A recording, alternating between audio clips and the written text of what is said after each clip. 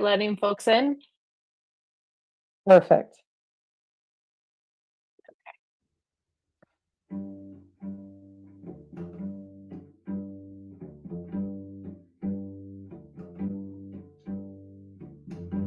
Sorry, should I record too?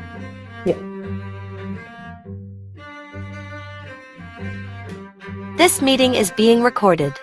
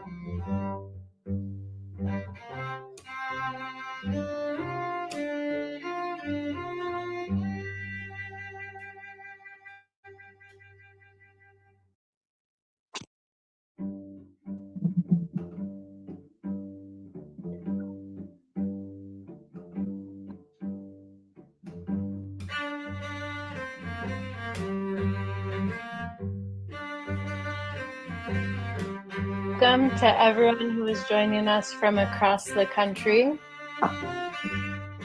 You've made it to the virtual People's Hearing. You only get what you're organized to take. So if you haven't yet, please share your name, your pronouns, and where you're calling in from in the chat. And we'll get started in just a few minutes. So thanks y'all for being here together tonight.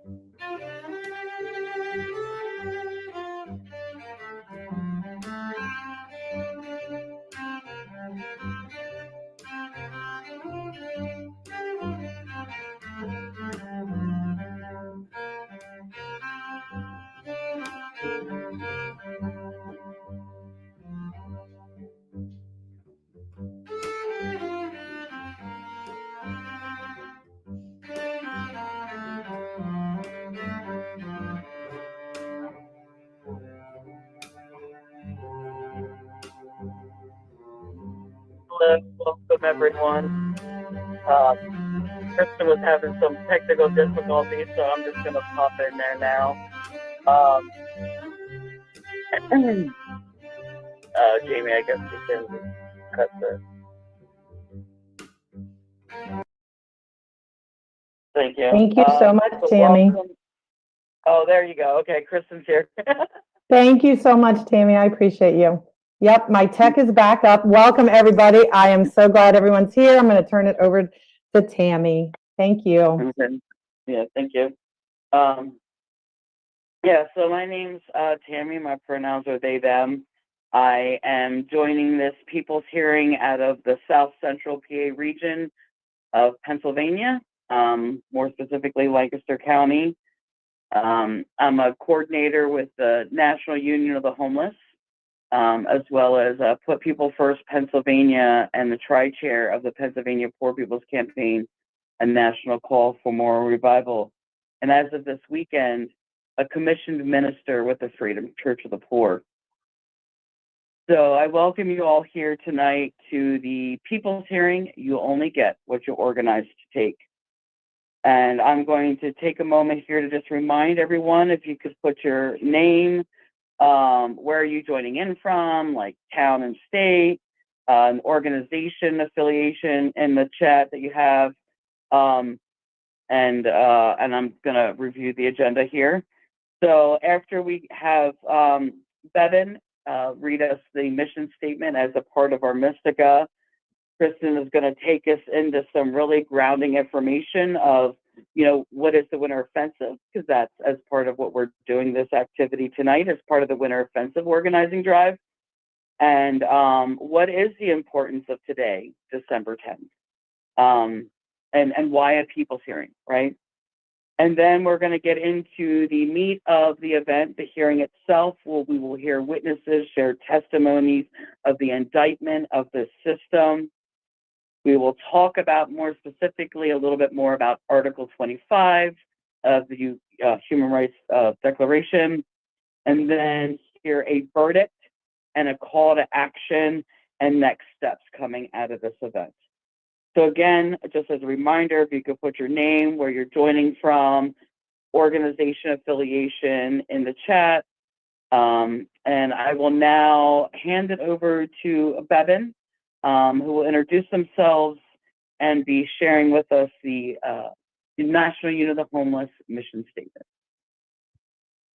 Hello, family. My name is Bevan, she, her pronouns. I'm coming to you from Albany, New York with the National Union of the Homeless chapter. I'm with the National Union of the Homeless, Poor People's Campaign, Nonviolent Medicaid Army, and I'm going to read for you the National Union of the Homeless mission statement. The heart and soul of the National Union of the Homeless is to commit our lives to ending homelessness and poverty and to work tirelessly for the human right to life, liberty, and the pursuit of happiness, for social, economic justice for all. We dedicate ourselves to raising the awareness of our sisters and brothers, to planning a sustained struggle, and to building an organization that can obtain freedom through revolutionary perseverance. We pledge to deepen our personal commitment to end all forms of exploitation, racism, sexism, and abuse. True solidarity demands that we create not only the new society, but also the new human being.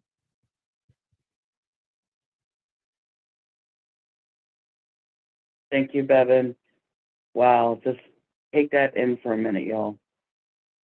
And think about the times that we're in. And I'm now going to introduce Kristen, who will more officially introduce herself, and then getting into the grounding, the foundation for tonight's event. Thank you, Tammy. Thank you, Bevan. Thank you, everybody, for being here tonight. It is with great gratitude and power that I'm here with you and to launch our first event, our first official event of the 2024 National Union of the Homeless Winter Offensive. This first event is in honor of the Human Rights Anniversary, Human Rights Day of the Universal Declaration of Human Rights. We ground ourselves in these economic human rights that goes back a few decades. And I'm going to talk a little bit about the National Union of the Homeless, I'm going to talk about our winter offensive and the national significance of it and the historical significance of it. And then I'm going to talk a little bit about the Declaration itself and the Covenant on Economic, Social, and Cultural Rights. My name is Kristen Colangelo. I use she, her pronouns, and I am very proud to have been part of the original Homeless Union with my mom. I came up as a teenager in the National Union of the Homeless, and there are many leaders on this call tonight, back from the original Homeless Union and senior leaders of the current National Union of the Homeless that really directed my life and helped me when I faced poverty and homelessness and despair to understand, to have a true analysis that the system is failing us. That when we find ourselves on the streets, running to the streets, losing a job that throws us onto the streets, and many other reasons we end up homeless, healthcare crisis being another one, that there is no reason why in a country where there are 27 empty units per person that needs a home, that we have to run to our cars, run to RVs, run to tents, and run to the street. There is not a state of scarcity. There's a state of abundance that we have never seen. So it's true abandonment in the face of abundance that we see today. And the National Union of the Homeless developed in the early 80s and through the mid 90s out of a huge shift in the conditions of our country, where many, many people who had jobs that they could support themselves and their family on were eliminated through technology. Overnight, entire families were displaced out of this system that makes it necessary for you to earn your food, for you to earn your healthcare. Our healthcare is tied to our employer, for you to earn the right to have a roof over your head. And across the country, millions of people overnight lost their jobs, lost their ability to earn our very right to live. And we'll get into which, economic human rights that speaks to directly. The National Union of the Homeless grew out of those across the country, across all lines of geography, all lines of difference, came together to say, hey, we're going to organize to change this system that displaces people every day and renders them superfluous, pushes them out of this system, and where we ultimately, the most visible result is homelessness. We organized across the country to where we were in 25 cities with over 35,000 members. We could speak for ourselves. This is a lesson that came out of the original National Union of the Homeless. We could speak for ourselves. We could fight for ourselves, and we could organize ourselves and the country for a better system that is in our interests. The powers that be answered this call as well. And their answer was not organize, organize, organize to make a change. Their answer was nonprofit, shelter systems, and policies. The Winter Offensive grew out of up and out of poverty coalition between the National Union of the Homeless, National Welfare Rights Organization, which you will hear from tonight, and the Anti-Hunger Coalition,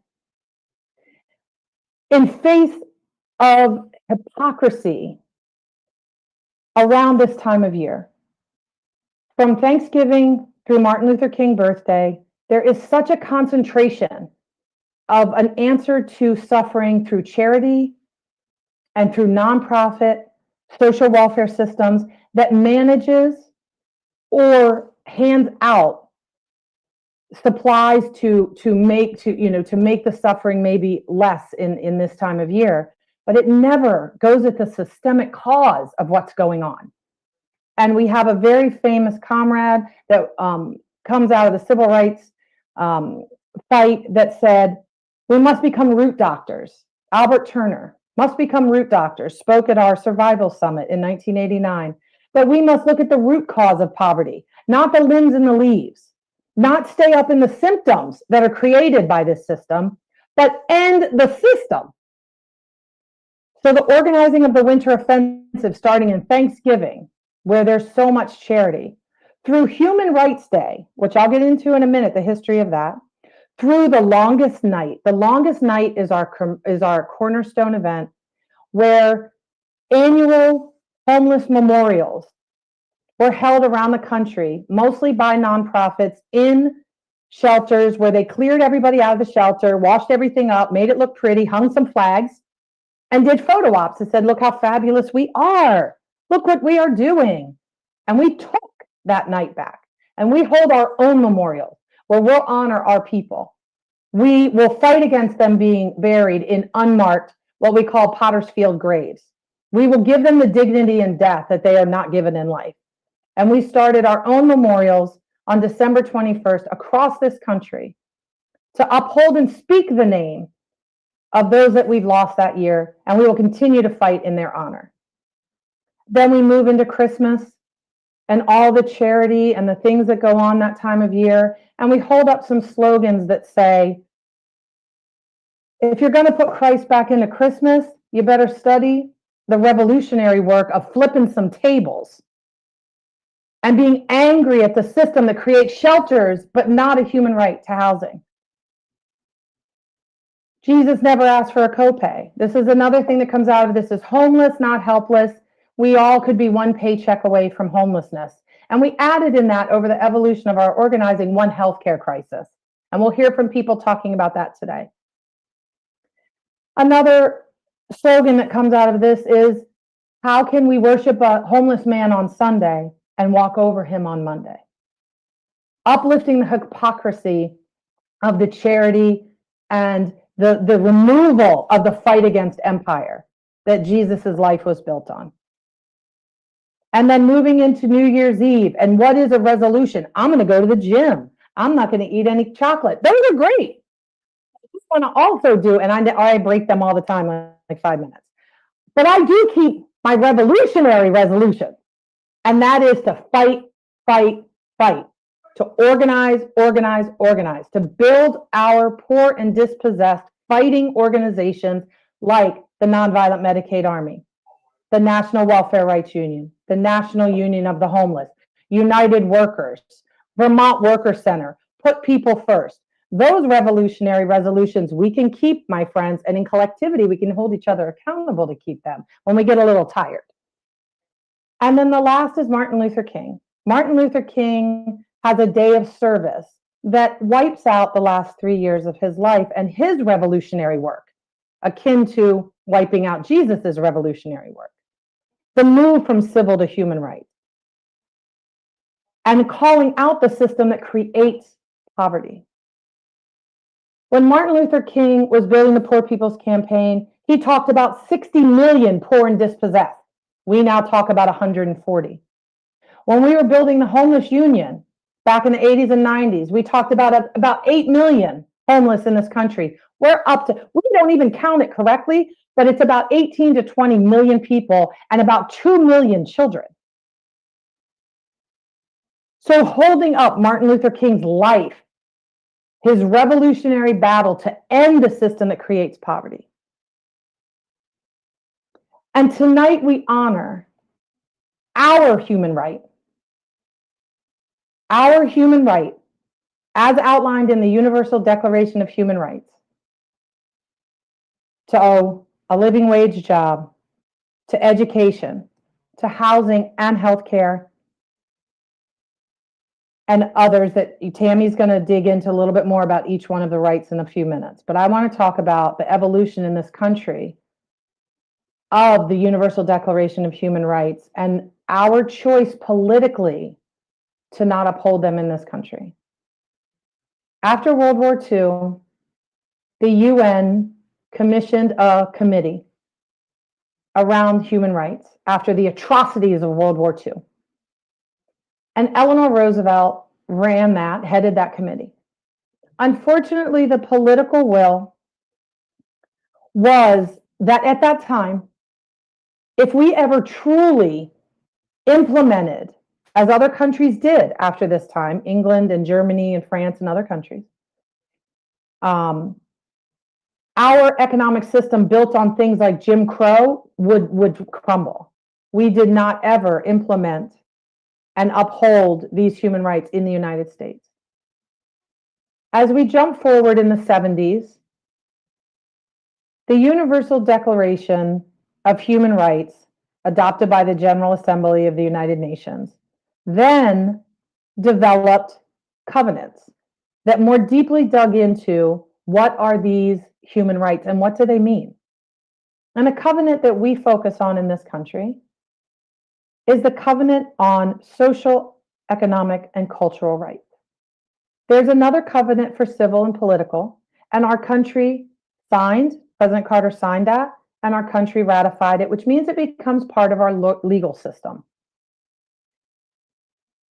for civil and political. For economic, social, and cultural, this was signed by President Carter, but never ratified. It's not part of our legal system. It's not part of our rights. It's gone through every presidency to the current that have never upheld this right in our country. And what does that mean? That means that we must earn our very substance we need to live, our food, our water and air, our fight for water that comes out of Michigan and the national welfare rights in Michigan, our fight for housing in the National Union of the Homeless, our fight for health and health care in both United Workers, which we'll speak tonight, and the Nonviolent Medicaid Army. You'll hear from them as well on the right to health and health care. Health is encompassing of all of this. The right to health care is because there's an attack on our health care today where 28 million people have been cut off Medicaid since the unwinding of the pandemic. That is an atrocity, a sin, and a system that must go. It's a system we don't believe in. It no longer serves our interests as a class. It only serves a very few while millions suffer. And that's a system we are here to fight against. So we talk about in this organization, in our organizing, in our movement, and each one of the speakers will talk about this. We talk about the plight, what we're up against. Each speaker will talk about one of these rights, but ultimately, our right to health does not exist in this country. Our fight, how each one of these areas of struggle, these fronts of struggle as we call them, are fighting against that system. But our insight is that we are in a stage of development in our movement to end poverty. Our domestic, our national movement to end poverty is that we need leaders. We need clear leaders on the problem, competent leaders to build organization, connected leaders to the struggle, and committed leaders that stick and stay. And we have to unite those leaders across fronts of struggle and across geography and across lines of division, clear, competent leaders, so that we can build a base building, a grassroots movement, so that we can have power. Our power comes from organization, organization, organization. If you're taking notes tonight and you write anything down, write that down. Our power comes from organization, organization, organization. We use many tactics. That's the fight part. These tactics, if we are not clear on the problem and who we're up against, our tactics are in danger of becoming our strategy. If we're not clear on what the ultimate eyes on the prize fight is. So we must come together. We must fight together, organize together, study together, and unite to fight back. And we do this through organization, organization, organization. So again, I want to say welcome. My name's Kristen. I am one of the leaders of the National Union of the Homeless, one of the national organizers, along with my brothers on the call tonight, Anthony Prince in the west of the country. I'm in the east of the country. And then we have many organizers regionally. We have teams. And one of the last things I want to say is that we have a three-pronged approach to building the homeless union. The first is our legal strategy. Our legal strategy is very important, as you know, and it came out of the history of California with Anthony Prince and the leaders, now over 3,000 leaders working through the courts to fight against the illegal criminalization of homelessness and poverty. We have a clergy council that we're building for a number of historical reasons, in that, one, the scriptures of all these texts that we go to, not just Christian, but across the board, they tend to take our study out of context. And one of them is the poor is always among us. So building to really talk about what is the sacred work of organizing, right? And also that our faith communities are often the ones that are tirelessly answering the call of the needs of their community. And they have direct contact with those that are most affected. And we can build organization through those relationships. And Dr. Reverend Savina Martin out of Boston with a team is working on building that nationally. And the third prong is developing, identifying, developing, and training local leaders, local panning for gold, and building organizing committees and ultimately unions to build the homeless union again across the country. And that is something that we organizers, myself and others, are focusing on every day. So thank you again for being here. Thank you for joining us tonight as we hold the system on trial, as my comrade Tammy said when she was thinking about this people's hearing. We're going to hold the system on trial. We're going to hear some testimony about each one of these rights that are outlined in Article 25 of the Universal Declaration. We're going to hear a verdict, and then we're going to hear a call to action. So thank you. Please join us.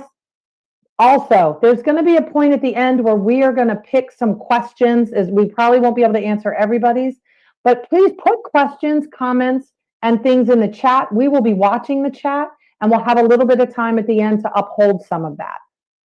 Jamie and myself will be watching. Jamie welcomed you in tonight with Tammy and I. We'll be watching the chat to write down, and we'll come back to those questions. I'm now going to turn it back over to Tammy to talk about where we are today. So thank you all. Tammy, thank you. I'm going to turn it back over to you. Awesome. Thank you, Kristen. Well, that was just, I want to just take a minute and really just take in everything you were saying. Today is historical. We're making history talking about this today together. So before we get into hearing from the witnesses, I'm going to take a few minutes to kind of ground us more specifically in what took place with this past year, right? This year with the Supreme Court and the case around Grants Pass versus Johnson, and then talk about a little bit more about Article 25, and then we'll get into the testimonies. So I just want to share, for me, it was hard. Like when I first started hearing that the Supreme Court agreed to take up this case, it was early in the year when they announced it. And there were some blurbs like in the media, but I heard about it on social media, and it made me dig into what to look into it, because honestly, like, these are things that I don't understand, right? And I was just struck and was like, is this really happening? For me personally, that year, like we were struggling with and facing homelessness. And how it directly personally felt for me was we're about to enter a fight for our very human right to even exist in this nation. And that the reason why these attacks are happening, we need to understand that this Supreme Court taking up this case and ruling in favor of Grants Pass, there was a bipartisan effort by people in power, and even led by folks like Newsom, the governor in California, to get the Supreme Court to rule in favor of Grants Pass against the people they are elected to protect. That's insane. And so the National Union of the Homeless as people who are directly impacted by this front of struggle and are organizing on the front lines across this nation, like we needed to get our narrative out there. And there was a grouping of us that worked collectively to kind of create this statement / article that's going to be shared there in the chat. Our viewpoint at that time, right? And what we learned by studying collectively together what this all means, we learned about the big organization and big money behind this, getting this really passed. And there was 3 justices that voted against that, right? The rest of them voted in favor of grants passed. But it was enough for that ruling to basically, and what it means is unhoused folks are no longer protected under the Constitution from this cruel and unusual punishment. And so we're like, they opened up the floodgates to criminalize homelessness across the board. This is literally, we're talking, if you are outside, you're unhoused, you need a blanket to try to stay warm in the freezing cold, you could be criminalized. You could be ticketed, you could be jailed, this is literally beyond your control. We know the system creates homelessness. And so I encourage you all to read the post that we put together. There's a lot of information in that. But this is what inspired me to like want to do this people's hearing. Like, okay, they want to put us on trial? No, we need to put them on trial for their policy violence against us, for their policy murder against us. And so now I'm going to read this little blurb here about Article 25 out of the Declaration of Human Rights. And then I'm going to start to introduce the witnesses and testifiers that kind of speak to this particular article. Everyone has the right to a standard of living adequate for the health and well-being of himself and of his family, including food, clothing, housing, and medical care, and necessary social services, and the right to security in the event of unemployment, sickness, disability, widowhood, old age, or other lack of livelihood in circumstances beyond his control. Motherhood and childhood are entitled to special care and assistance. All children shall enjoy the same protection.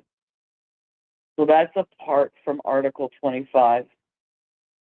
And with that, and I think there's going to be a link shared in that you can read the different articles and see a little bit more. But as Kristen shared, kind of the evolution it has taken since then. And with that, we're now going to get into the testimonies. And I'm going to just remind that when these folks, these witnesses are going to be sharing their testimonies, they're going to get into the plight, fight, and insight for this hearing that's going to show that we only get what we're organized to take, or as Willie Baptist says, freedom ain't free. So the first witness is Michael Coleman from the United Workers. Good evening, everybody. Hope everyone is doing all right, at least, right? Tammy, that was very powerful. I appreciate you sharing that and grounding us. It was pretty powerful. Well, yeah, this system definitely needs to be on trial, right? They constantly, consistently just seek to divide and destroy us. This is a constant machine that we're dealing with. You know, I've lived in poverty all of my life, you know, and I've seen and experienced the devastation that this system can do to us, right? People sick. My aunt right now is in the hospital because of her, I guess, and you guys got to bear with me, because I know I'm going to get like really emotional. Because we can't really afford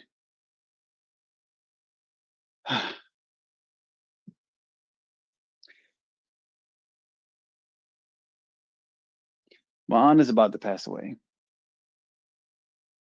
None of us can really afford to take care of her and get her the meds that she needs, and the therapy that she needs, and all of her conditions is because she lived in poverty.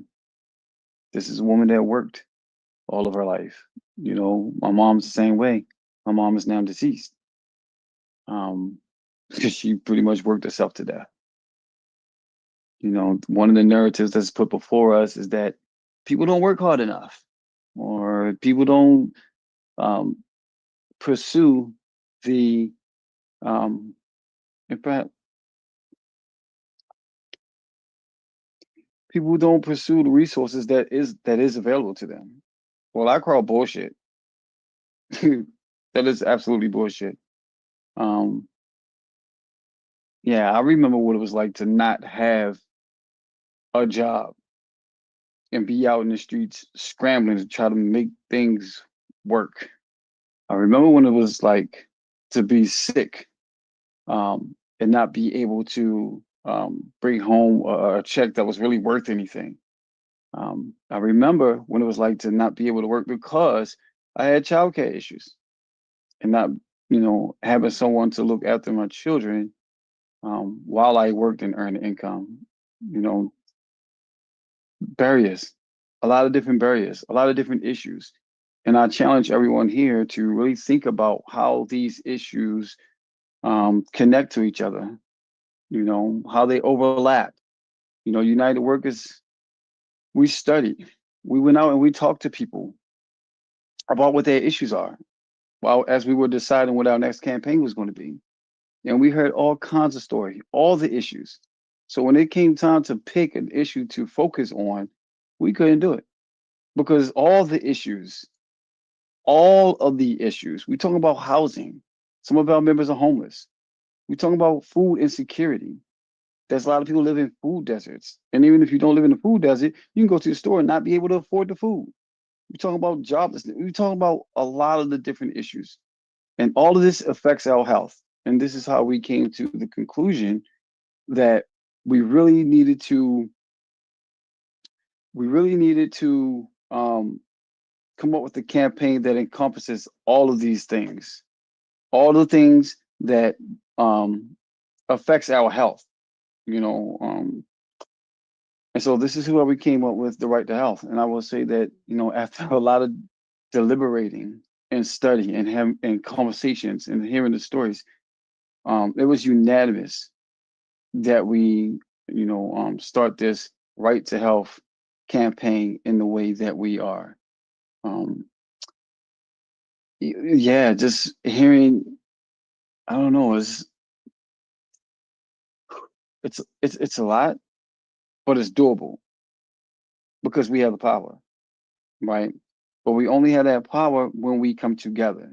So we must consistently organize, just like the machine is organizing against us, right?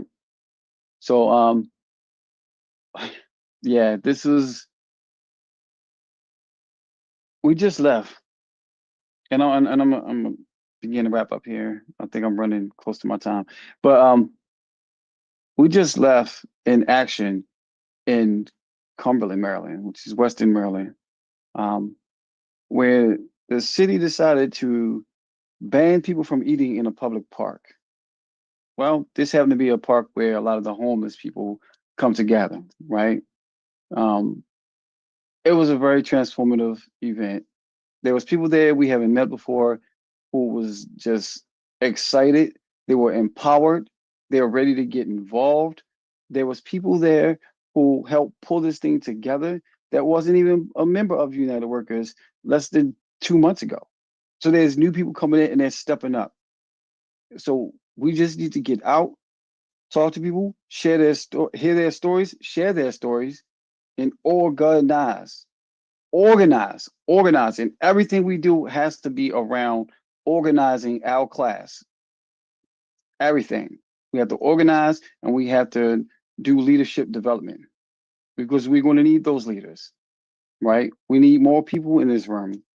Everyone in this room is considered a leader. You're here and you're here for a reason.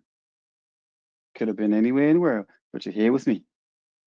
But yeah, I appreciate you guys' time, and yeah, let's do the damn thing, y'all. And sorry about the lighting. I'm in my room, a little lamp in the corner. But Thank you, Michael. That was absolutely powerful. And really like fits this, people's hearing of you only get what you're organized to take. That's exactly what we need to do. Organize. They're not just going to hand this over to us clearly, or we would have had this stuff decades ago. So thank you for that powerful testimony. And next, I'm going to introduce Max, who's with Philadelphia Act Up and the homeless union there in Pennsylvania. Take it away, Max. Hey, and some of us homeless union folks are here. There's other folks from Philly joining the call from other locations. That's Uncle Joe with me on the camera right there. The Universal Declaration of Human Rights proclaims that freedom from fear and freedom from want are the highest aspiration of a common people, and that everyone has the right to a standard of living adequate for their health and well-being. Across the U.S., we do not have a human right to housing. Fear, want, and a lack of health and well-being all come from being denied access to housing. In the Philly Homeless Union, here are just a few situations where not guaranteeing our human right to housing has impacted our safety, our well-being, our livelihood, and our health. Our members have lost housing due to landlord neglect that leads to buildings being condemned, due to fires, due to illness or injury, due to job loss during the pandemic and the rents rising like crazy, and not being able to find another place where we can afford first, last, and security to move in. Losing housing in this country means almost always living in shelter or outside. Here's how that has impacted our health and well-being. When you're waiting for shelter intake, if you doze off in the chair, they send you outside in the freezing wet weather, even if you don't have a coat.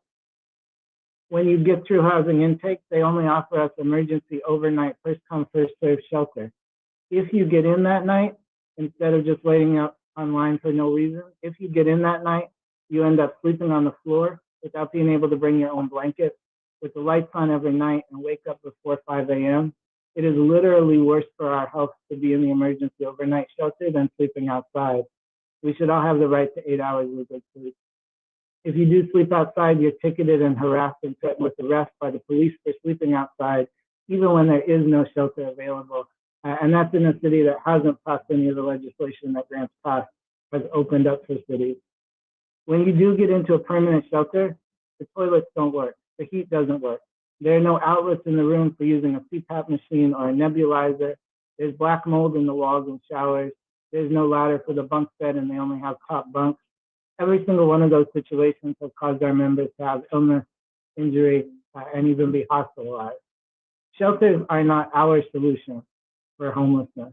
Shelters are the system solution to try to avoid having to actually provide housing to everyone. The only way in Philadelphia to get connected with the very limited supply of permanent affordable housing and case management is waiting for weeks in the emergency overnight shelter, then spending months or years in so-called transitional shelters, or being out on the street and waiting to be documented by street outreach for at least 14 months. That long of sleeping on concrete every single night, or sleeping in these overcrowded, unsafe shelters, just to be able to access the waiting list for permanent housing. What they're hoping is that we give up or die before they have to actually help us. We know this is not just a violation of our human rights, it's a symptom of a sick system that prioritizes landlords' wealth over our rest, our safety, our health, and well-being. In Philadelphia, the city spends $1,400 per person per month on these inadequate, crammed together shelter beds, whether they are occupied or not. And in Philly, that's enough to rent a nice one-bedroom apartment. Kristen told us that there's 27 empty houses for every single person who's homeless in America. So in Philly and across the country, as the National Union of the Homeless, we're fighting back using this human rights framework. In Philly, we lobbied City Council to create an ombudsman for homeless services. And through our hard work, persistence, and showing up to tell stories that have never been told in City Council chambers before, an ombudsman is being hired by the end of this year. And we will be ready for them with organized people telling their stories and following up to show that when we fight together, we can get what we are organized to take. We specifically chose to fight for an ombudsman rather than asking for something like more money for shelters, because it gives us the opportunity to keep organizing, keep telling our stories, and creating places where we can push and expose the system and unite the poor people who don't have access to our basic human rights to demand it back.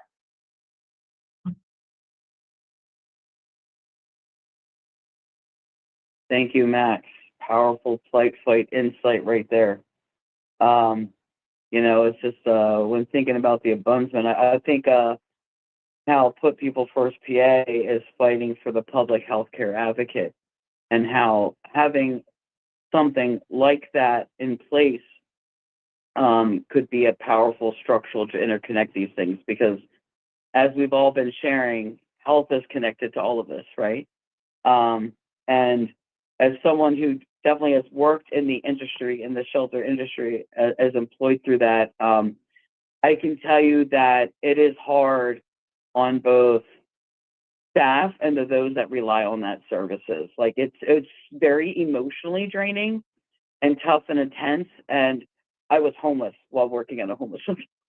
So definitely echoing what you shared, experience some of the same struggles, absolutely. So thank you for that powerful testimony and indictment of the system and against their solution, you know. Next, I'm going to introduce Maureen Taylor from the Michigan Welfare Rights Union State Chair. Can you go ahead and take it away, Maureen?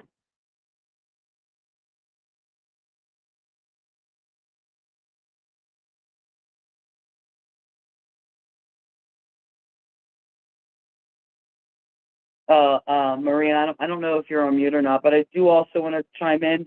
I keep forgetting to remind folks to please put any questions or comments in the chat that we want to kind of solidify as we go, because we'll have some time to hopefully respond to some of them. But again, Maureen, are you listening? Yeah, can you hear me now? Yes, thank you. Yes. Okay. Maureen, can you come on screen so we can spotlight you for the people that we're casting out to?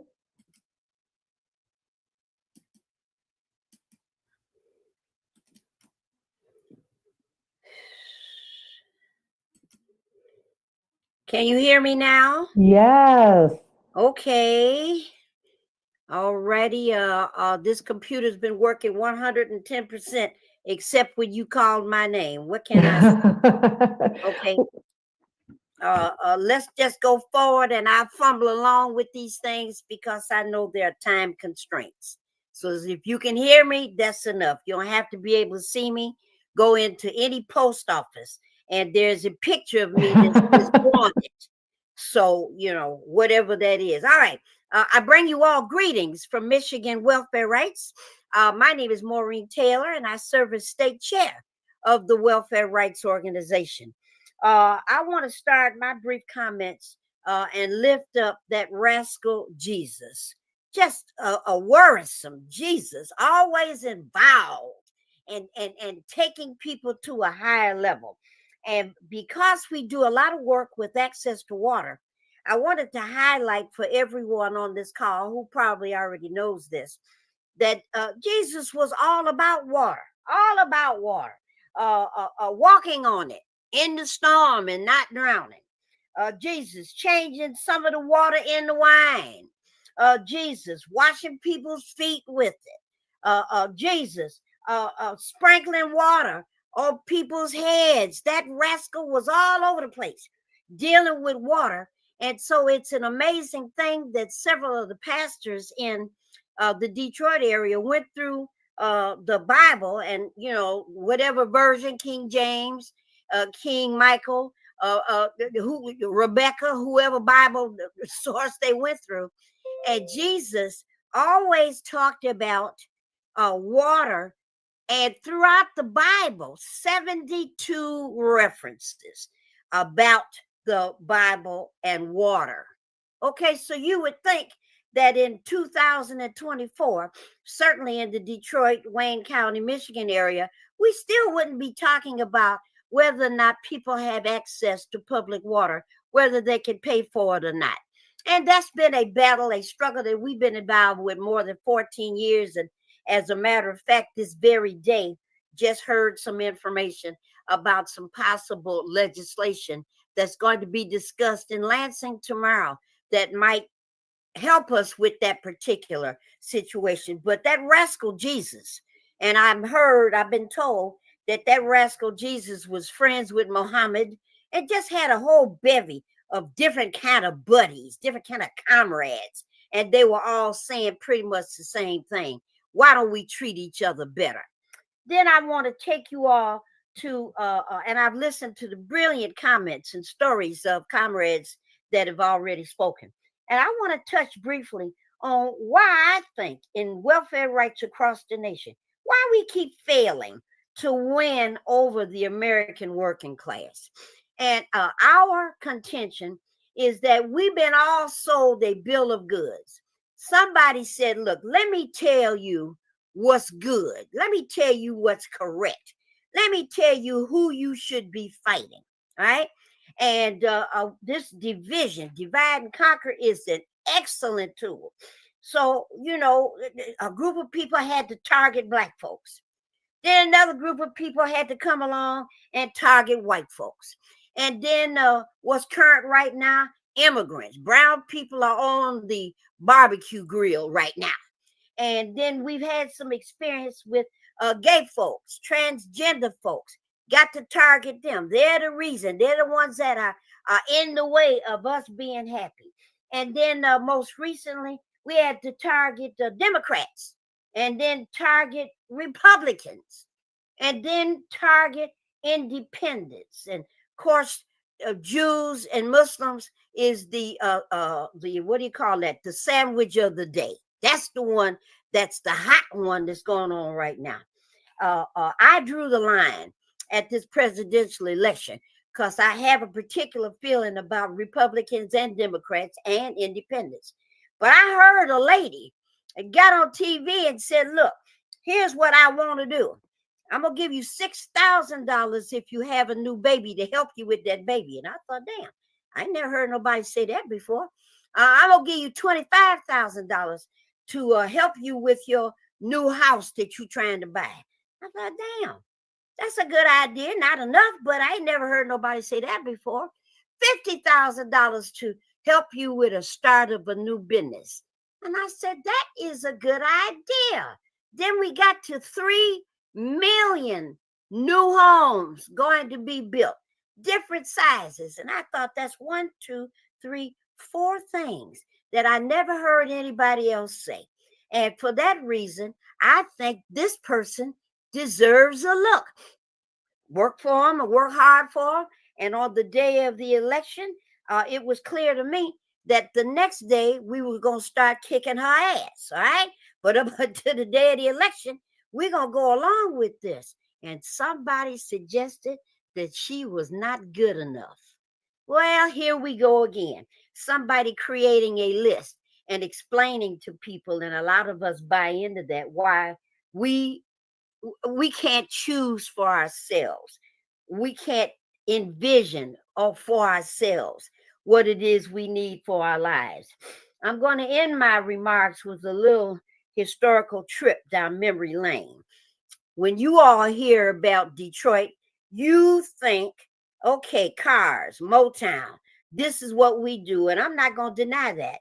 You all can't see me now, but I am as bright as a bumblebee. Y'all have no idea what I look like at this moment. But I represent Detroit because we are bright.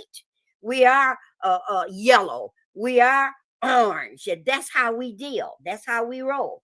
But in about the 1910s, 1920s, the most cars being built were being built right here in the Detroit area.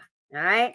100,000 employees over a period of time. 100,000 employees over a period of time were ended up working in something or working at something called an assembly line. And that meant that we had a transition plant, transmission plant is what I want to say, transmission plant. We have foundries, we have forge plants, glass plants, transmission plants, all the parts that have to do with a car.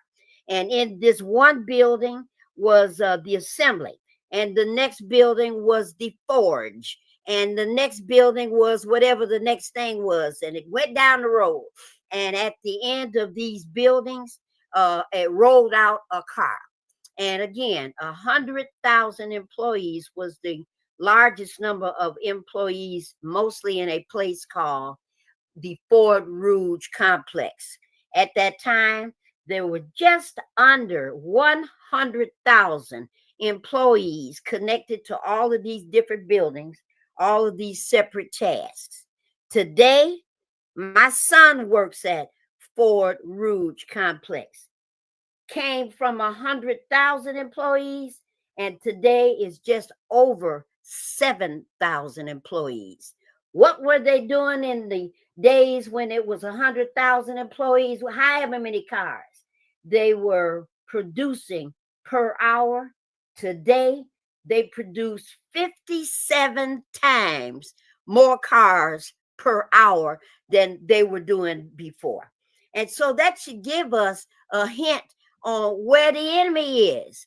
Every time a worker is replaced by technology, replaced by a computer, replaced by AI, every time that happens, what it means is fewer of us are needed. And if you're not needed, why should we spend time educating you? Why should we spend time providing health care for you? You're not going to do nothing with it. Why should we waste time making certain that you have housing?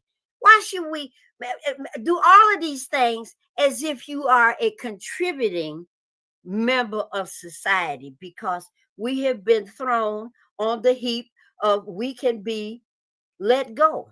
And let go is another word for we can be killed and nothing happens. I got a lady who right now been in the hospital from October to December the 2nd. She's 84 years old. She lost her left leg about 6 or 7 years ago and spends all of her time trying to deal with drainage and wounds and abscesses on that disabled leg. And when she came home on Saturday, this is Tuesday now, I'm talking about 3 days ago. When she came home on Saturday, her water had been cut off. She called me. And I've known the family for years. I called the water department. What the hell are y'all doing?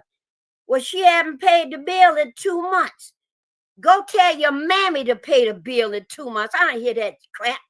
You goddamn it, get that water turned on, or I'm going to send somebody over there to turn it on and turn yours off. How about that? Maureen, don't be like that. Don't be upset. Her water will be turned on in an hour. And it was.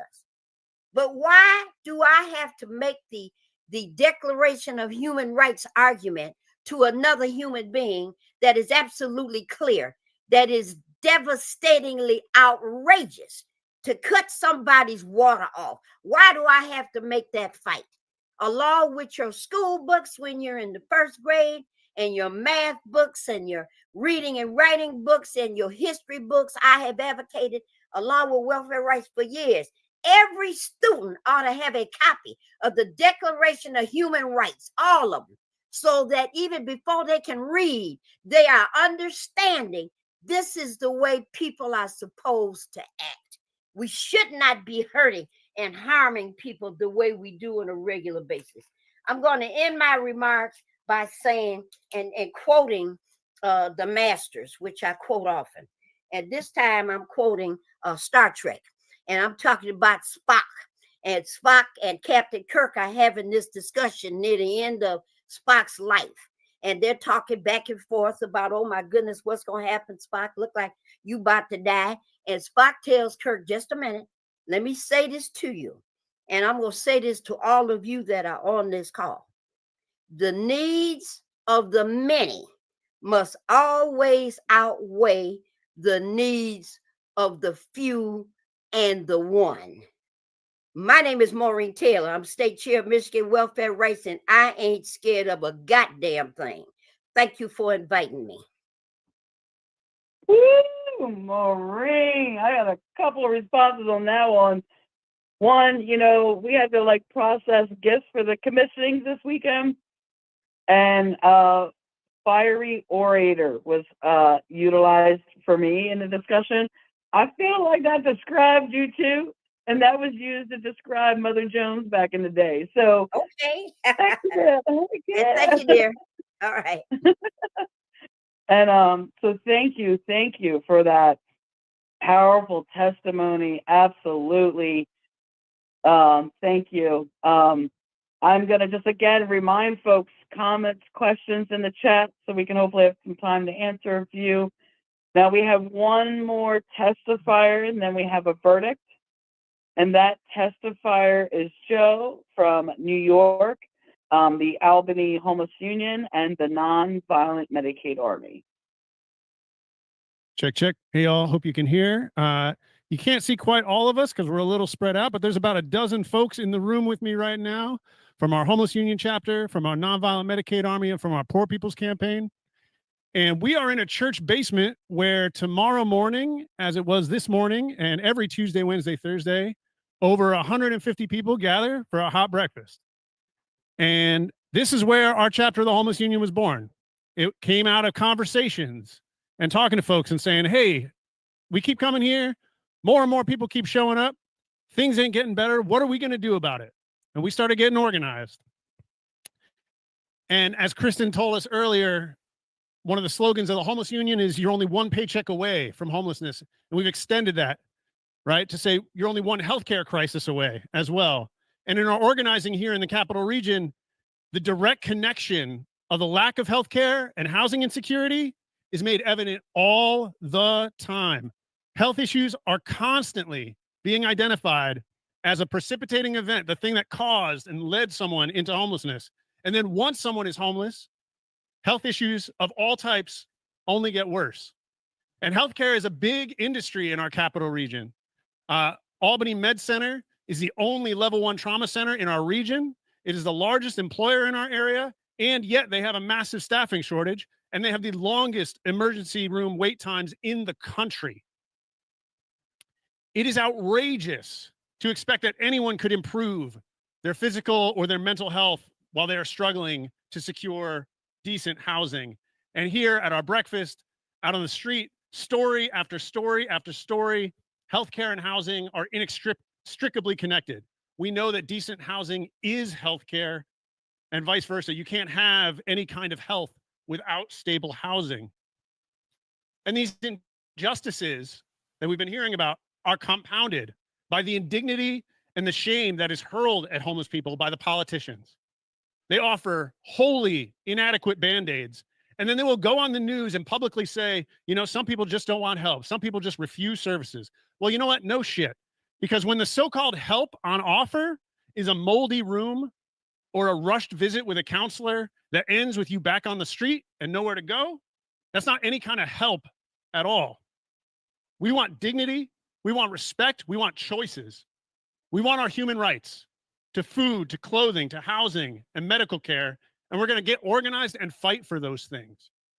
This is why the National Union of the Homeless was part of the founding of the Nonviolent Medicaid Army back in 2020, why we are strategic partners in our organizing. And everybody here, it really doesn't matter. We wear all those hats all the time.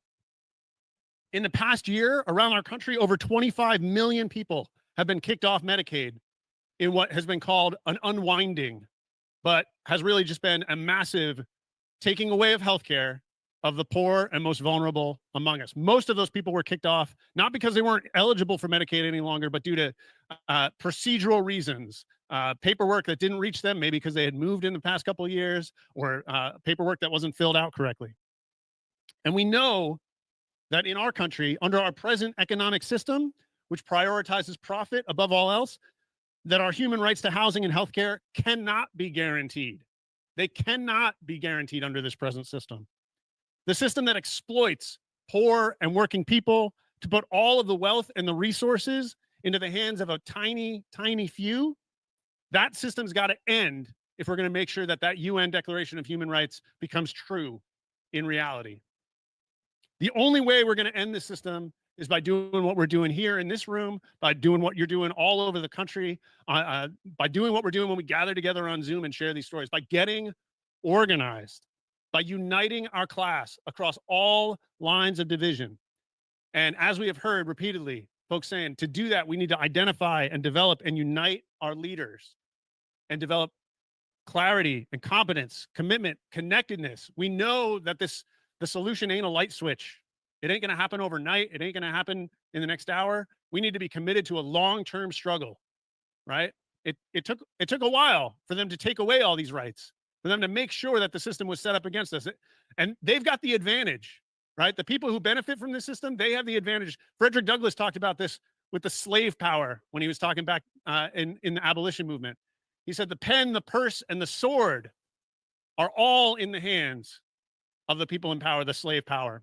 And he said they are organized and they were not at pains to create that organization. But our class, the poor and working class, are disorganized. We are disunited. We are broken apart. And that is by design, because they know we outnumber them. They know if we get organized and we begin to exercise our power even a little bit, they won't be in power much longer. So I'm glad for all of our folks to be gathering here with you all. It's been so great. Powerful to hear all these testimonies. Thank you for having us. Awesome. Thank you so much, Joe. And, in the response to that, like, I was one of the 25 million cut from my Medicaid. I went without my Medicaid for several months due to a state clerical error. And the multitude of phone calls and paperwork and, just thank goodness to folks and Put People First PA and my case managers and stuff to get in there and fight, because that was absolutely insane. And so these masses of people have been cut, and that's going to lead to a more significant rise in homelessness. And then they're structured to sit there and criminalize us for that in turn, right? So I wanted to kind of like take that in, that all these attacks, all these things, right, are going to it's already setting a stage for our worsening conditions. People have already in this past year have felt a significant, intense attacks on different sectors of the poor working class. Like, conditions have been so horrible that 90 million people didn't even go vote for anyone. That's the reality. That number of people, if they organized and were in step together and voted as a collective bloc, would have outbeated the amount of votes that any or either major political party candidate got. That's the reality, right? Because conditions are that bad. Now, with that, I'm going to hand it over to Matthew Rosing from the National Union of the Homeless, minister of the Freedom Church of the Poor, and a coordinator with Put People First PA, who is going to read our verdict coming out of today's people's hearing. Taking all the testimonies from the witnesses, the evidence we have, Matt's going to lay it on down for us. Thank you, Jenny. We heard from these witnesses who shared their testimonies of plight, fight, and insight of the policy violence committed by those in power. We have evidence that 140 million people in the United States are poor or low income. That is over 43% of our nation's population. 25 million economically struggling people were cut from their Medicaid. Homelessness has reached record numbers in communities across the nation, while we have 27 open homes to every single individual who needs one. Over 250,000 people die in this country every year because of poverty. That's 800 people a day. This empire and systemic oppression of the poor and dispossessed have led to unnecessary suffering and death on an unimaginable scale. Through my own ministry, my personal experiences with homelessness and incarceration, I have seen the state violence firsthand. We condemn this unjust system. We have moved well past the time of reform. We need to demand true revolutionary change to end death in the streets, hunger, mass suffering, and untimely deaths. We find this system and empire guilty, crimes against humanity. We demand that our elected officials enact policies and procedures that guarantee us our basic human rights to housing, healthcare, food, clean air and water, and overall general welfare. We must unite to get organized, or we only get what we're organized to take. Thank you, Matt, for laying out that verdict there.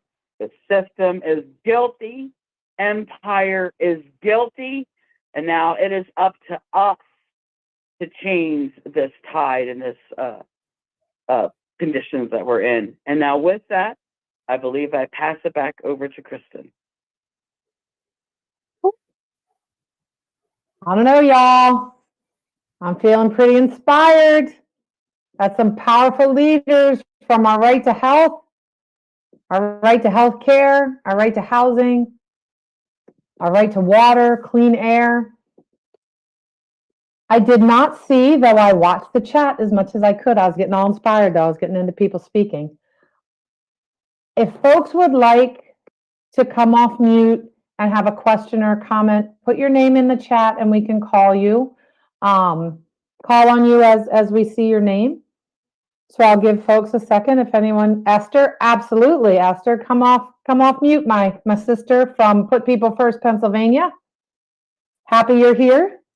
Hi guys, Esther, she, her pronouns. So, it's a shame, especially where I live at the homelessness count. And, I work out in the community, do a lot of volunteering and all that. And the realization is all these buildings that are just sitting here that could be transformed into shelters or even homes. Forget shelters. Let's forget shelters, right? Because they're temporarily. We need homes. So even myself is one step right now away from homelessness. And if I fall that way, I'm back into tent. I'm going to be out there living in tents. I'm going to be out there wandering, trying to get into overcrowded shelters. So today I was faced with the issue. People know that I'm part of Put People First when we fight. So a guy came up to me because we have a shelter that only holds 27 beds, and they put 70 people in the shelter. And they were laying on the floor, and the others had to lay in the parking lot, right? And they want to know what we could do to help them fight for like a right. And it was just saddened to me, and literally crying with the guy because his whole face is broken because he had a seizure and fell on the concrete, y'all. And his whole face is broke. And I cried for him because of the lack of shelter, the lack of health care that is in our system. It's sad. That's right. And I love nations because we could fight. And we just have to get out here, And a lot of the homeless is scared to go into shelters. A lot of them are scared to get treatment that is needed because a lot of them is hurting and their health is declining, but they can't get the treatment because it's not here. You know what I'm saying? So, it's just hard out here today. That's right. It's really hard. And we got a president now that's going to make it 10 times harder. That's So right. we must get out here and organize and teach our class to organize to get what is ours, and that's just the bottom line. Thank you for allowing me to speak. Thank you so much, Esther. Right on time and right on point. Thank you, thank you. Ooh, I'm back on the screen. Somebody's got to come and speak, or are you just going to look at me? Other thoughts, comments? I think everybody has touched on that the solutions given to us by the structure that's in place today is not adequate. Shelter does not fill a right to housing. I'm sorry, somebody's coming off mute. Come on. It's Maureen. Hey. You know, I want to do a math a calculation. If there are 140, 150 million people that are low income or real close to that, we're not responsible for organizing all of them. All we need is a portion of that 140, 150. Welfare Rights is already interviewing and taking a look at a third party, not third party that everybody else is talking about. We're talking about in the engine is somebody from the National Union of the Homeless, somebody from one of the food coalitions, somebody from certainly some housing activities, but the first car behind the engine is full of the experts about housing. The next car is full of the experts about water. The third car is full of the experts about immigration. The fourth car, and on down the line. And all we got to do is we got songs and everything in place already. Route 66. We just got to get the train moving. And all we have to do is the expert, we need one or two experts in the engine, and we're going this way.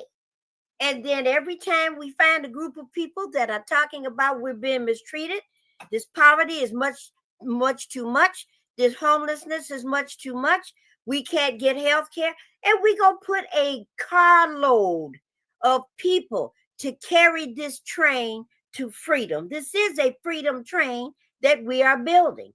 We already heard from the president of the UAW, said that in May, matter of fact, May 1st of 2028, 4 years from now, they want to organize people across the country to call for a national work stoppage. Hey, we right on board. Guess who's in the engine that we building?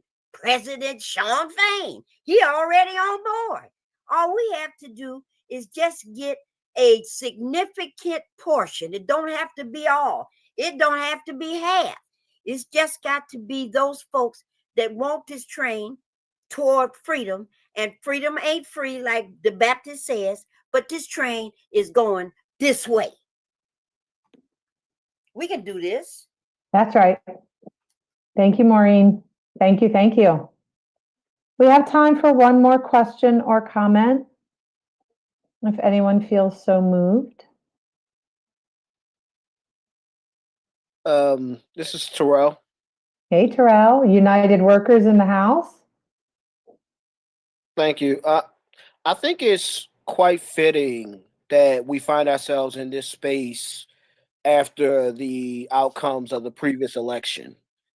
Like when we look, one of the beautiful things about the Nonviolent Medicaid Army, the National Union of the Homeless, United Workers, all these different spaces, is that we don't just deal with the experiences that we have and that our neighbors are experiencing, but we also learn from history. And as we look to history, every major change that our country has needed, our world has needed, has started at the bottom. And it was always precipitated by a moment that showed that there was no possible balancing act any longer between two forces. So if we look at the abolitionist movement, slavery and freedom could not coexist any longer. If we look at the civil rights movement, like separate but equal could no longer be something that could be hidden in plain sight. We couldn't confuse what we were seeing. And so a system that has shown again and again that when we cry out in need, the response is death, then we know that we can only have liberty if we kill it. And I think it is such a powerful moment that we find ourselves in, partly because we have been going in this way for years now, and so many people are waking up, not necessarily in the spaces to get organized at that moment, but realizing that they cannot live any longer with this system. And that is the beginnings of awakening the sleeping giant that we are. So I am excited because all of us know and continue to keep knowing that we must fight, and we must fight to win, because that is the only way we survive. That is the only way we thrive. That is the only way we will flourish on an earth that is the bounty for all of us. Thank you. Thank you. Thank you. Has Jamie made it back on camera? Oh, here she is. We are about to turn it over to our Reverend Dr. Savina Martin. I just want to make sure that the mic is working. Savina, when you hear me, can you say hey? Can you hear me? Yes. All right. You can take me off spotlight, Jamie. Yes. I am back. I don't know what happened. The computer just froze. Look. Enough. Oh, my Maureen.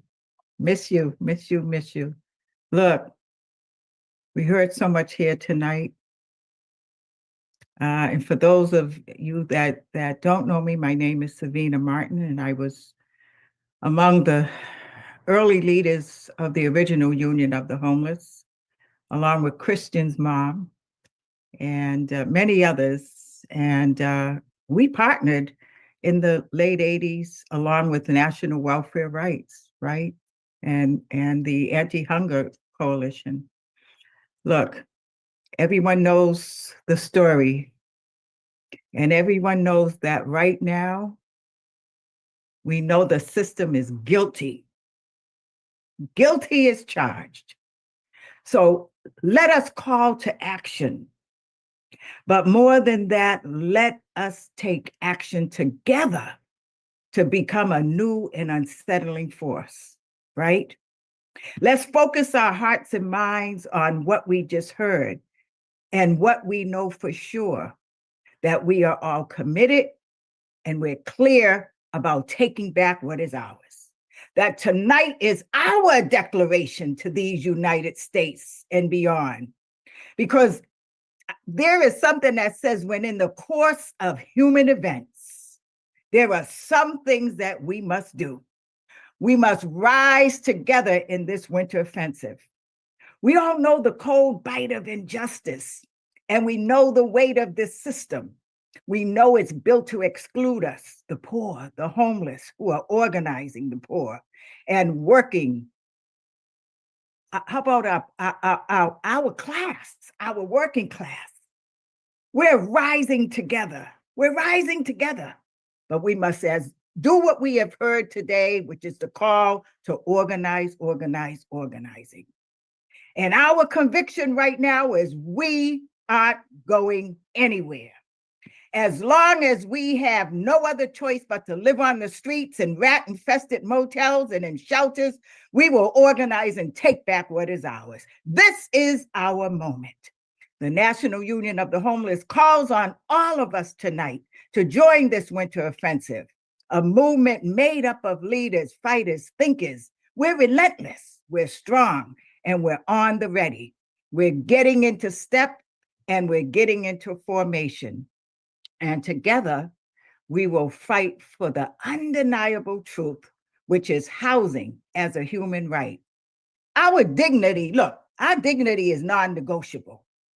And no one is free till all of us are free. And until we have a right to have food, have adequate housing, to be warm, to be dry, and not burn in a vacant home, trying to keep warm, we must continue to demand health care and the right to fare well. These are our basic necessities. And this system, as Matt and Tammy charged, are guilty. You're guilty as charged. And we are coming for our stuff. We are organizing, we are getting into step, and we are taking back what is ours. We want and demand housing. We face a nation where homelessness is criminalized. Healthcare is denied, and survival is treated as a crime. But history teaches us this: change does not come to the quiet and compliant. It comes to those who rise and organize and demand what is just. It is loud, it is messy, it is disorganized, but we must get into step and plan and carry out our tactics as we did in the National Union of the Homeless when we were taking over housing. We didn't have no cell phones, honey, but we traveled with a stack of dimes, and we went to those telephone booths and says, hello, this is the National Union of the Homeless, and we're taking over your HUD houses.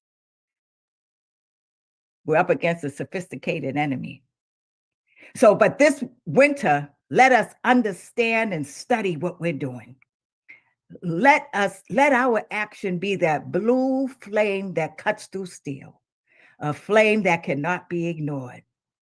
We must occupy public spaces continuously with our voices and stories, making visible the lives hidden in the shadows under the bridges and in parking lots and subway stations, encampments and tunnels.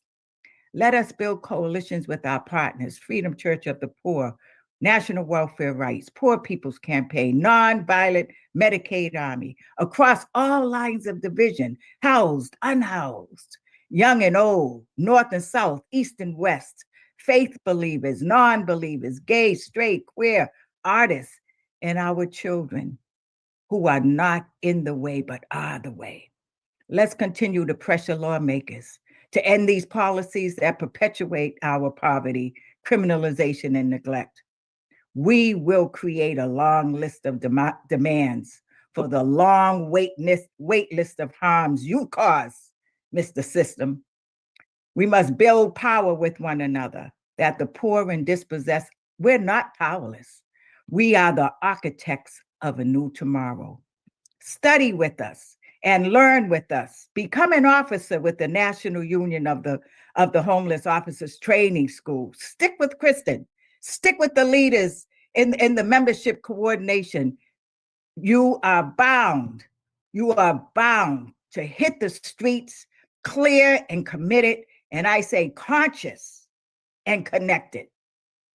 Listen, you study with us. We must not forget the study.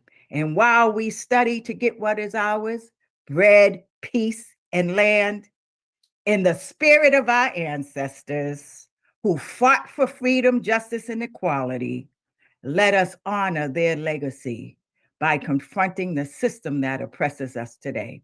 And lastly, we are not alone. And together we are unstoppable. Join us, organize with us, rise with us. The Winter Offensive is more than a movement. It is a declaration that we will no longer be silenced, no longer be unseen, no longer unheard or denied. We are a movement led by the poor and working class of this nation, building power from the bottom up to end poverty, because justice will not come to us. We must take it. The winter, let us make history together. Stand up, speak out, take action. The time is now. Ashe and amen. Yes. Savina, thank you. Thank you. That is our call to action. We are right at our time. I just want to remind folks of just a couple statements to leave you with before we go. The first is, we may be homeless, but we are not helpless. But we, the poor and the homeless, can and must lead our struggle to end poverty.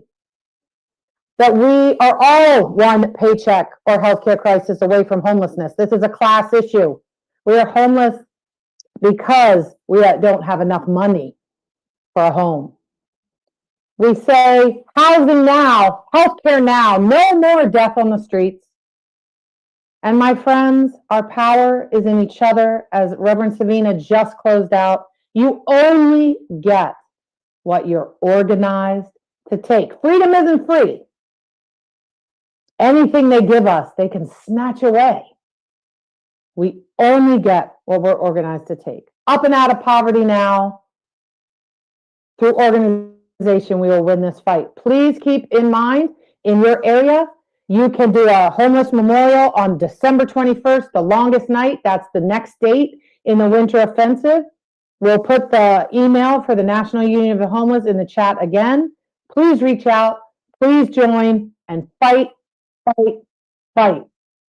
Organize, organize, organize. We only get what we're organized to take. I want to thank all the speakers tonight. I want to thank Tammy and Matt for your facilitation and the verdict. Reverend Savina, Maureen, Mike from United Workers, Joe, everybody from Max, from Philadelphia. Thank you, thank you, thank you. Bevan from New York for reading our mission, our Mystica tonight. Thank you as well. And good night. Good night. Thank you so much. Thank you, everybody. This was amazing. Thank you. Hi, everyone. Thank you.